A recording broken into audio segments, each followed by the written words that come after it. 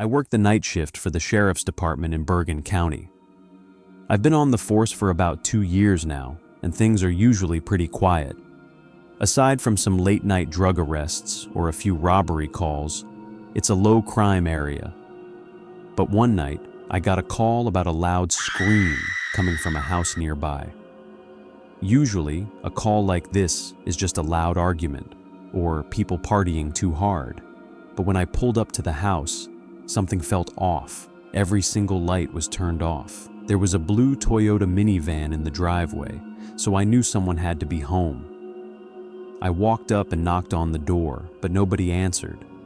A neighbor came outside and told me he was the one who called 911. He said he heard a terrifying scream and that the woman who lived there was alone, though her boyfriend visited sometimes. I tried the front door, but it was locked tight.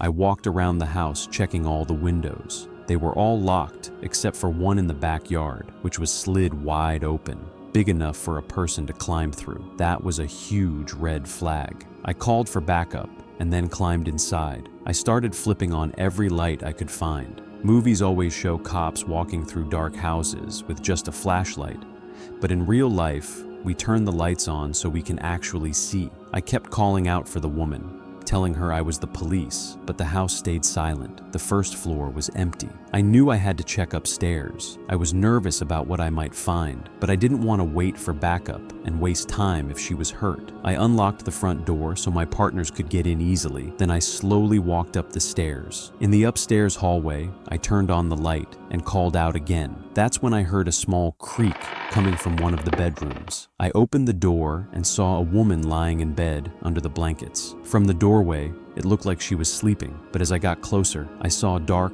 wet stains soaking the covers. I pulled the blankets back, and my heart sank. There was blood everywhere. She had been stabbed several times, but she was still breathing. I grabbed my radio, reported the stabbing, and asked for an ambulance immediately. Then it hit me. That creaking sound I heard earlier didn't make sense if she was unconscious. Someone else had to be in that room. I drew my gun and checked the closet, but it was empty. I turned back toward the bed, and a chilling thought crossed my mind. I got down on my knees and lifted the fabric hanging around the bottom of the bed. I found myself staring right into the eyes of a man hiding underneath. He was wearing a mask over his face. I yelled at him to show me his hands, and he slowly raised them. I made him crawl out and stand in the corner while I waited for backup. I wasn't going to try and handcuff him by myself when he could have a knife hidden on him. Once the other officers arrived, we finally put him in chains. The woman was rushed to the hospital,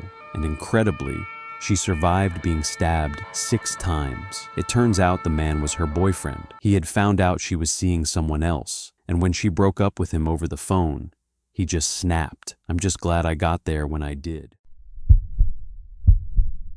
This story was told to me by my best friend's uncle, Mike. He works the night shift as a police officer in our city. About a year ago, Mike was out on patrol with his partner, Steve. Both of them are Army veterans, so they are very calm and hard to rattle. Exactly the kind of people you want on the force. They got a call one night from a landlord at an apartment complex who was complaining about a tenant. It sounded like a standard call, so they didn't expect anything crazy. When they arrived around 2 a.m., they noticed something strange. Almost everyone living in the complex was standing outside on the grass. The landlord ran up to them, ranting about a tenant named Adam. He said Adam had been acting weird lately and had suddenly turned on every water faucet in his apartment. Mike could see water leaking out from under the front door. Realizing this was a serious problem, they decided to go inside to check on him. Inside, the scene was a mess. Water was pouring down the stairs like a waterfall.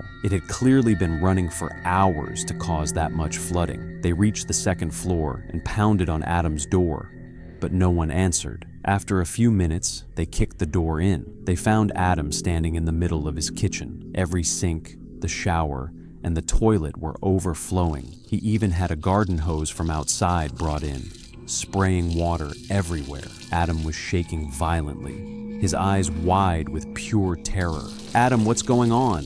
Are you okay?" Mike asked. Steve went to the bathroom to start turning off the water while Mike approached Adam. Adam wouldn't even look at him. He just kept shaking. Then he started to whisper something. As Mike got closer, the whispering turned into a scream. "There are people in the walls! There are people in the walls!" Steve moved to the bedroom to clear the rest of the apartment. When he checked the closet, he noticed a very faint line running across the back wall. At first, it looked like a crack, but then he realized the line formed the shape of a small door cut directly into the wall. It definitely wasn't supposed to be there. Steve drew his gun and called out, "Mike, you need to see this." Both officers stood in front of the hidden door with their weapons ready. Behind them, Adam was breaking down in tears. Steve reached out and pulled the piece of the wall away. Both officers froze. 3 sets of eyes were staring back at them. 3 people were squeezed into a tiny dark space behind the wall. Their faces were covered in strange painted patterns. Mike and Steve ordered them out at gunpoint and handcuffed them as backup arrived. A few months later, they found out the truth. Those 3 people belonged to a strange cult that lived in the woods. They knew Adam had struggled with his mental health in the past,